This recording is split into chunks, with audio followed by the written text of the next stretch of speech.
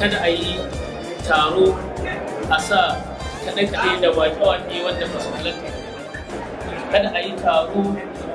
da lafuzza wajen maganganu wanda ba su dace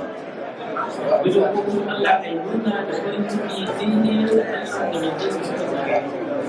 kada wajen farin ciki ya zama an saba masa. Allah da ake neman ya ba da zaman lafiya to bai kamata a saba masa cikin neman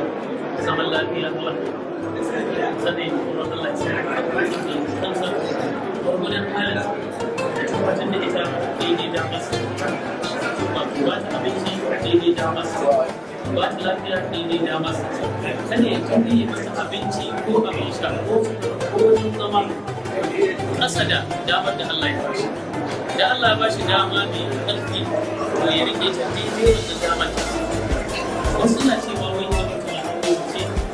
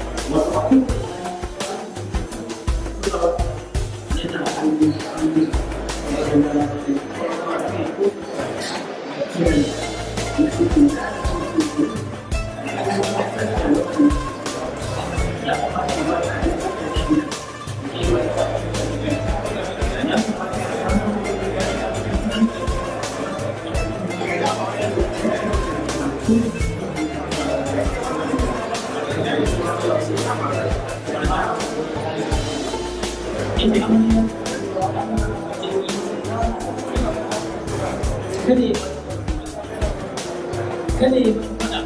wani masa da masa yana faɗa da sama tana faɗa kada ya bari ko da suna kuma ce da gaskiya ta yi kuri ta saddake da fa abin da yake mata da alabashi daga baya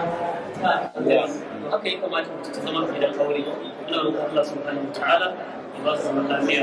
da kawanci da alkhairi ba su tabbarai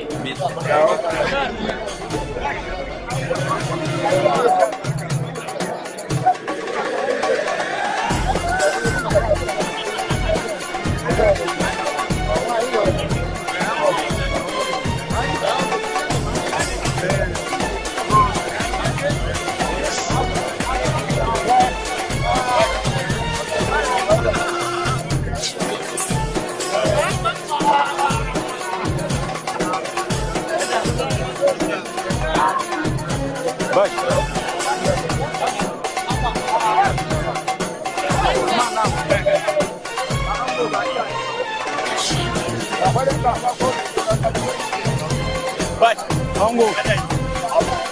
Aminu.